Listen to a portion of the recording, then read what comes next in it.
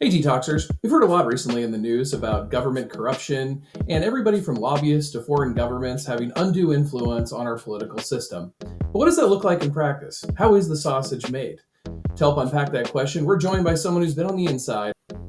I am joined by former California State Assemblymember Mike Gatto. Welcome to the Disinfo Detox. Oh, it's great to be here. Yeah, thank you so much for reaching out. As I said there in the introduction, there's a lot of conventional wisdom or conspiracies about what happens in government and what corruption looks like, what lobbyists do, and how politicians act. And so I think this is a really good opportunity to get a peek behind the curtain. So I really appreciate you joining me today. Yeah, so what I try to do is be as accessible as possible for people, because what I'd like people to realize is that just because somebody gets elected to public office, they're still a human being. Being elected does change you, but it's not like you're ushered into a room and they say, "Okay, you're now part of the conspiracy." It doesn't quite work that way. Only in the movies.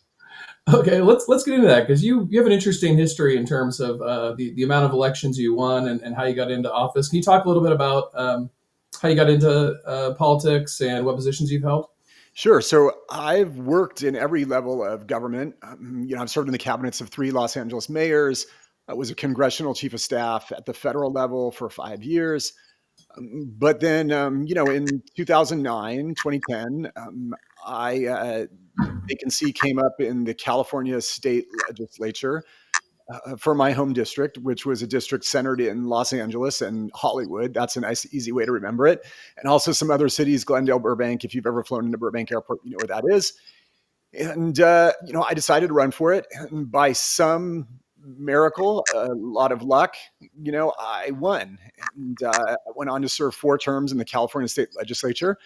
I was chair of appropriations, which sets all of the funding for non-budget bills in the state of California, which was a very interesting and great position. And since I left office, I was running statewide when my wife got pregnant with our 3rd child, decided to press pause on politics for the time being. But I stay very politically active. I am on national news as a political commentator 2-3 times a week.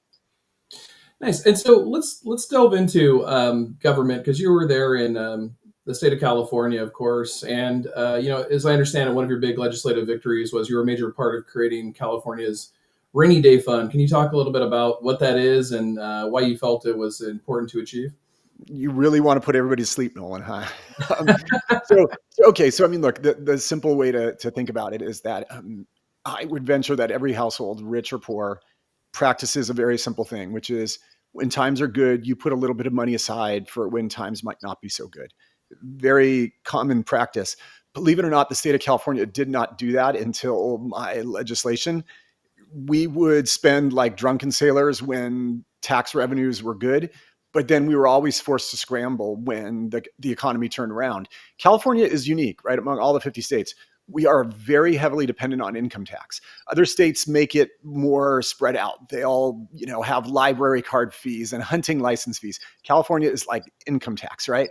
And so, when people are selling houses at a profit, and when people are selling stocks at a profit with Silicon Valley in California, it's like, oh my gosh, times are great. But then when that dries up, when the economy turns around, when the stock market stumbles, man, it's ugly in California. So the rainy day fund is very simple. It's like, take some of the funds when tax revenues are great, put them aside. And so when there's a recession, the state doesn't have to scramble. Okay. What do you say to folks who, because I know some of the pushback on that is if we're having a good fiscal year, shouldn't we be spending it more, investing in people now? What do you say to those kind of criticisms? Yeah, great question. So we faced a lot of criticism like that when I was putting it forth, by and large, by some folks in organized labor who thought that the fund should go to investing into salaries for state workers and but what the interesting thing is, then years later, after all those fights, it was very tough to get it passed because of their pushback. Years later, when Governor Gavin Newsom tried to chip away a little bit at the rainy day fund, those same people were like, oh my gosh, this works so well, don't do it, we're so tired of hiring and layoffs and everything like this smooths things out, it keeps things nice and steady. So what I would say is this: look, the state should absolutely invest wisely, but it's very hard to invest so quickly, right? When like there's a major IPO in Silicon Valley and you have all these millionaires and they pay lots of California taxes, and then the state has like a $12 billion revenue windfall, it's very hard to spend that carefully. It often just gets wasted, and that's the shame of things. Okay, let's shift gears because this episode, as I mentioned, wanted to really talk about what it's like being on the inside, and I think one of the things I know, particularly from the progressive left, one of the criticisms they have is it seems like people know how to run on a politics that speaks to what they want, but then get into office and abandon it. And I'm thinking of examples of like, this will shock a lot of younger audiences, but Hillary Clinton was like a darling of the left for promoting universal healthcare in the 90s, and then seemingly sided with the healthcare industry. Or AOC said she didn't care if she was a one-term congressperson, she was going to take it to Nancy Pelosi, and then seemingly started voting with the Democratic Party. And I think the most famous, even though I saw this coming from a mile away, but was John Fetterman, who ran a really progressive agenda and has basically pivoted to be center right now that he's gotten to Washington. So can you talk to folks who see those kind of examples and say, what is it that happens? Do these people really committed to progressivism and then they, get in a back room with the CIA, or what happens when you get elected to office? Great question. And unfortunately, I have to give a fairly complex answer. So I think the problem is multifaceted. The first problem is that we live in an era where demagoguery is tolerated. And what I mean by that, and how I personally define demagoguery, is demagoguery used to be just like a slight, an insult for a politician who tried to appeal too much to the people. It was populism on steroids. Now we live in a very populist era from both sides. Trump is a populist and AOC is a populist. They both, work very hard to appeal to voters. I define demagoguery as populism combined with lies. So whenever somebody says to the people, whether it's Mr. Trump or whether it's AOC, something that is just not true, but the public can't possibly understand it because they're not so involved in government, I define that as demagoguery. I'll give examples. So when Trump says, I'm going to end birthright citizenship with executive order, can't happen even with an act of Congress, probably unconstitutional even that way. Like, executive order, act of Congress, changing the Constitution probably would require number 3, right? But he's promising this to people, and people are getting really revved up. His base is getting revved up. That's demagoguery. The same thing happens on the left. The left is absolutely 100% guilty of it, and I would say possibly even more than the right. And that's a shocking thing, perhaps, for a California Democrat to say.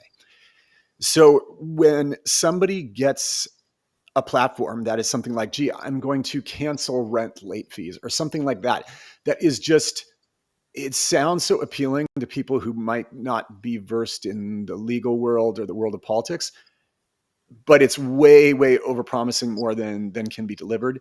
That's demagoguery. And so I think the problem is not just when one of these progressives gets in office. I think the problem is actually their agenda.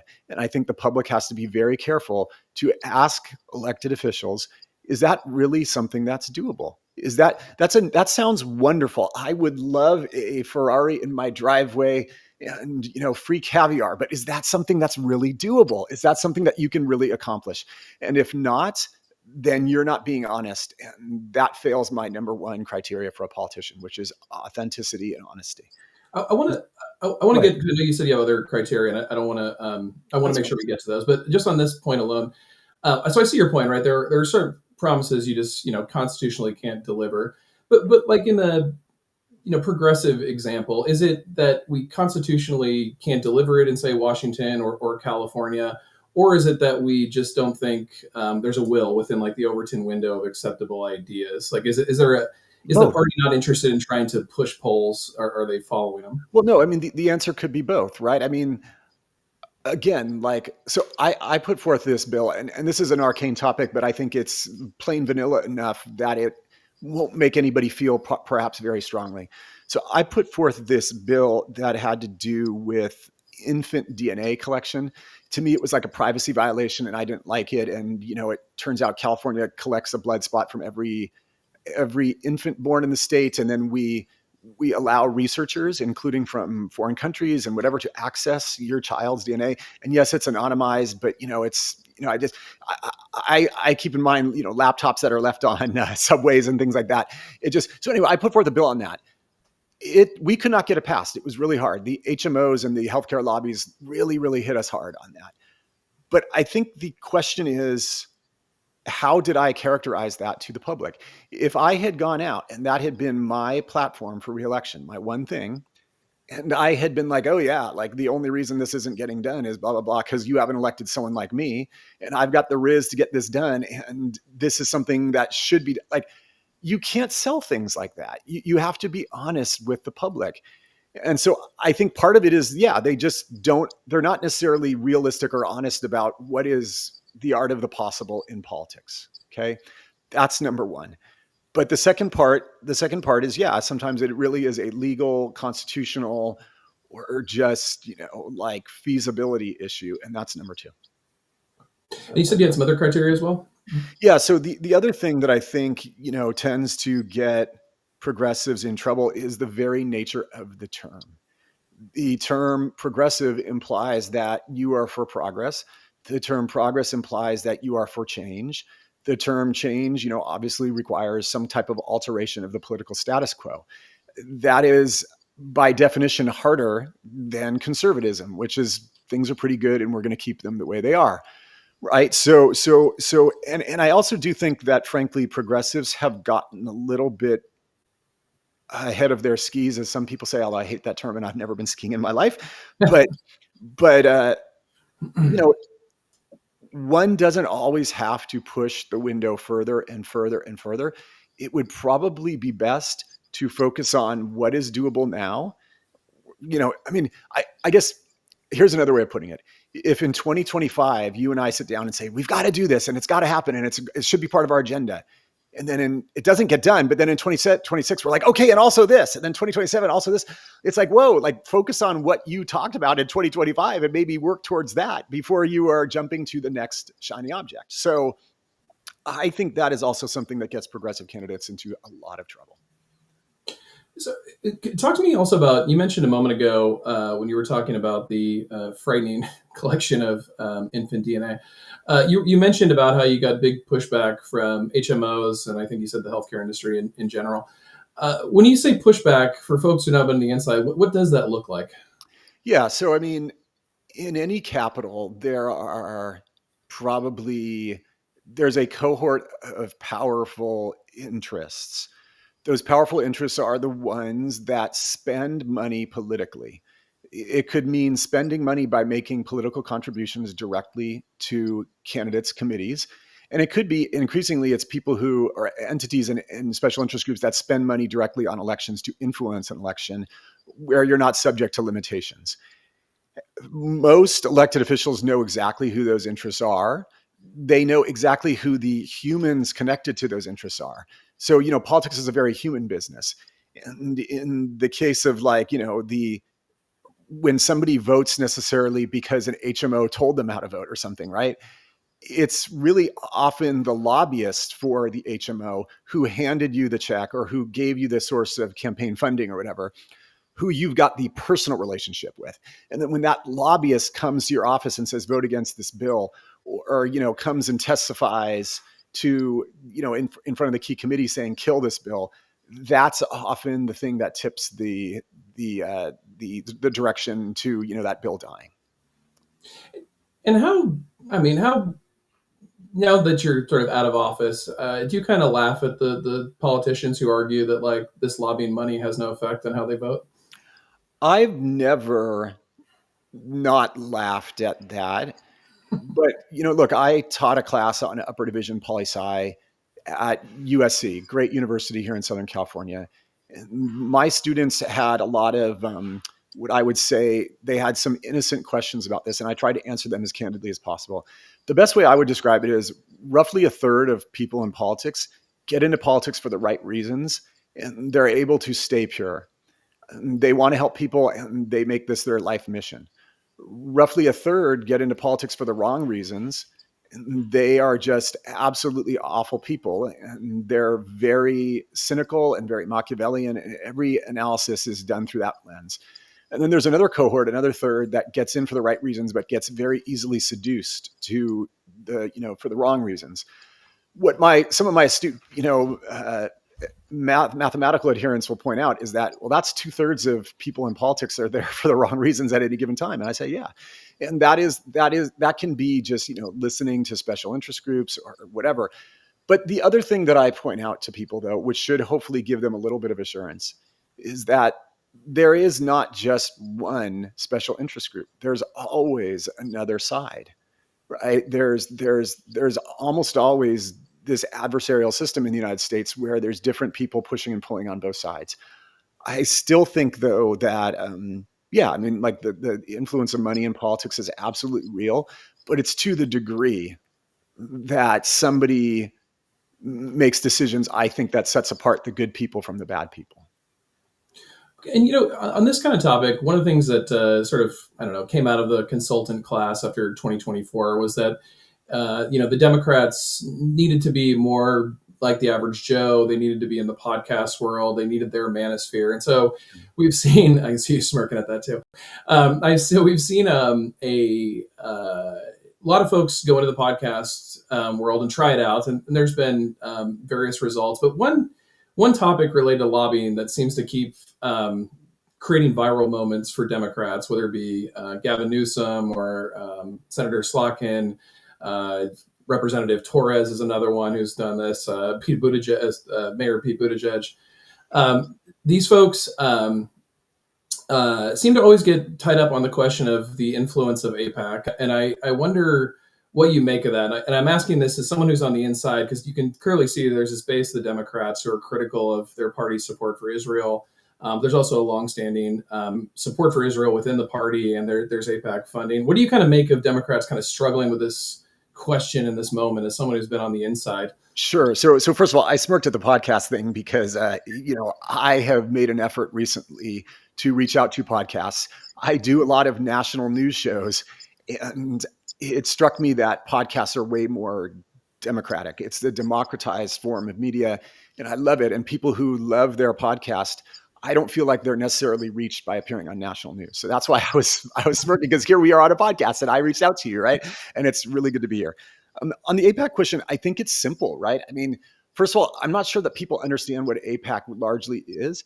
AIPAC is a loose confederation of people who care about Israel, who pledge to, like a centralized organization, that they will give money to support candidates that the organization says are more pro-Israel than others.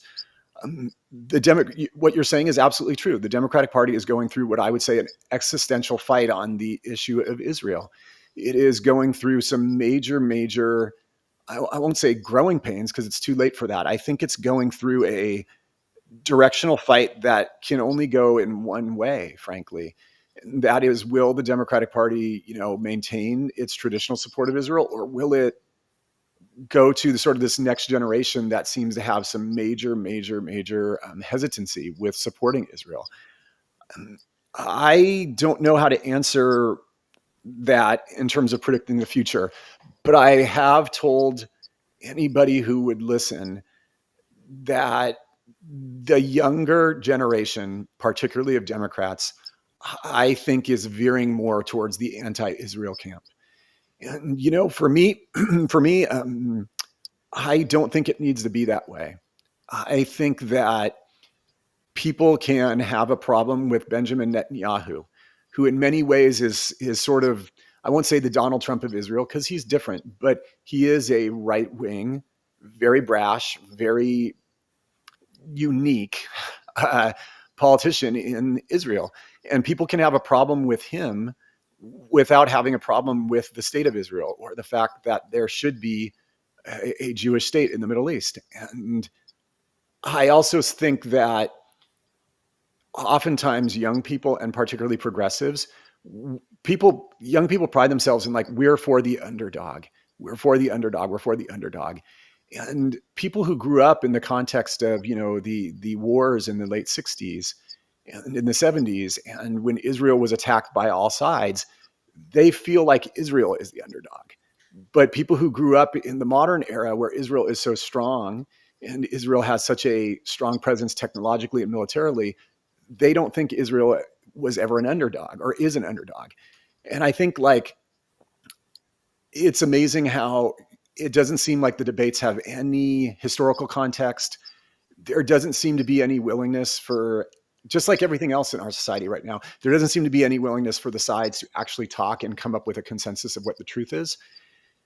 And so, so then you end up having these very binary switches. Are you for Israel? Or are you anti-Israel? And I just think that's a lose-lose for the Democratic Party. Okay, and last question here on the Democratic Party. And I've asked this a bunch of guests, so I'll give you the kind of rundown here and then get your opinion on this. But certainly the left wing of the Democratic Party, or even just the left wing of this country, has said for a long time Democrats need to offer a much more robust economic populist agenda. They think that'll bring in new voters and be able to beat the Republicans, who they think have this faux economic populist agenda. And we've seen this play out with the Democrats, fighting outside efforts, whether it be Ralph Nader, inside efforts, whether it be Bernie Sanders. After 2024, there seemed to have been a little window where even folks like James Carville came out of the news and said Bernie Sanders was right, and some of these other Bernie critics were apologizing. That seems to have dissipated. We're hearing a lot more of centrist politics wins. We see a lot more articles about that in the news outlets. And hearing that from Democrats on TV, we need to get back to center. We need to get some of those former Democrat voters who went MAGA. As someone who's been in the inside, what do you make of this? Do you think the Democrats need to offer a much more economic populist agenda? Do you think they need to find that sweet center spot? What are you thinking? So I have three responses to that, and each one tells part of the story. The first one is that Democrats have lost recently, not just because we don't have a proactive economic agenda. It's because we don't have a proactive anything agenda. And what I mean by that is the Democratic Party, the Democratic voter, has tolerated for the last 9 years that it is acceptable for an elected official of the Democratic Party to just have one criteria to win election again and again, and that is to be anti-Trump. Oh, my elected official put a clever tweet at Donald Trump. Oh, I'm going to vote for him. That is not the criteria we should be using, folks.